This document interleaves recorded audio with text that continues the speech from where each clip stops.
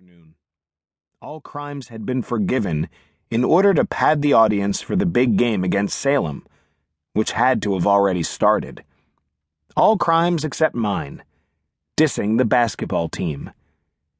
Even the Daniels, 2/3 of the spitball war, had been cut loose while I was doing time. The Daniels weren't at the game. I knew this because they were skulking in the bushes outside the detention room, making grotesque faces at me through the window. If they could make me laugh, and it wasn't easy to hold back, I'd be in even more trouble. As it was, Mr. Fender was checking his watch every 30 seconds. He wanted to be at the game, not babysitting me.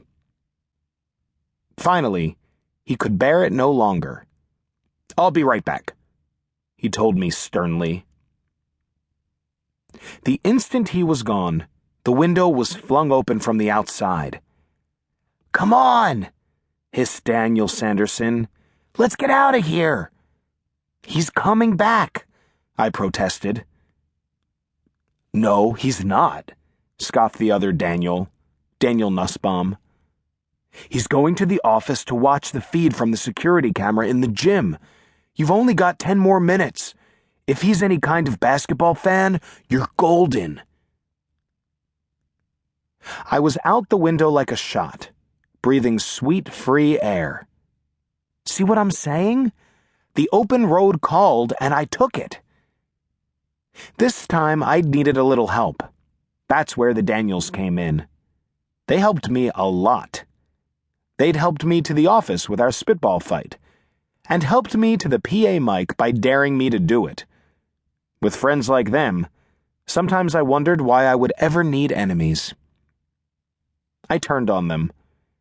"Thanks for letting me take the fall alone. Your support was really touching." Nussbaum shrugged innocently. "I couldn't take credit for your poem." "It wasn't a poem, it just happened to rhyme." "I've been meaning to talk to you about that," Sanderson put in. "Don't you think that's kind of dorky? I mean, who rhymes anymore?" "Nobody," I conceded, "except the entire hip-hop community."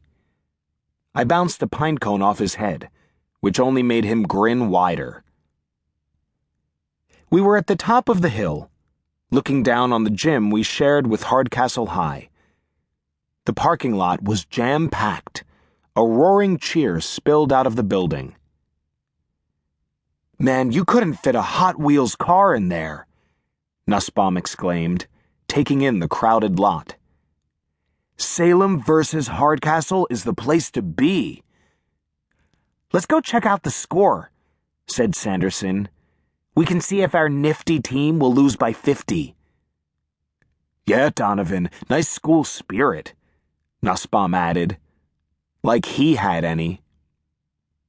We started down, the Daniels jostling each other absently. A kind of friendly belligerence came naturally to those two.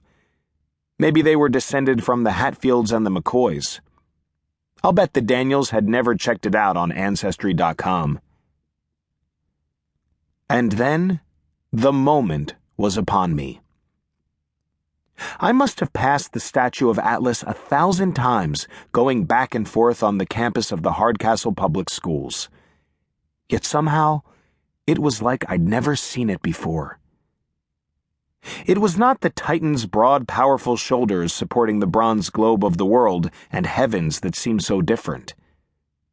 But since when did Atlas have such a big butt?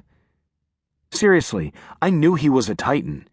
But I didn't know that the most titanic thing about him was his caboose. He looked like a reject from The Biggest Loser. Suddenly, I was striding toward the statue in an almost trance-like state. I picked up a fallen tree branch and made my approach. Nussbaum noticed my zombie-like concentration. "Dude, what are you doing?"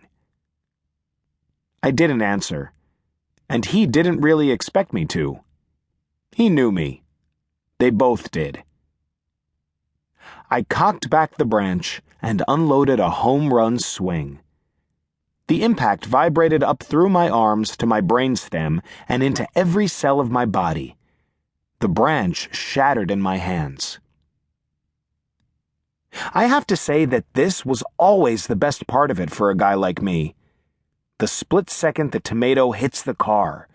The very brief flight as I drop from the edge of the roof to the pool.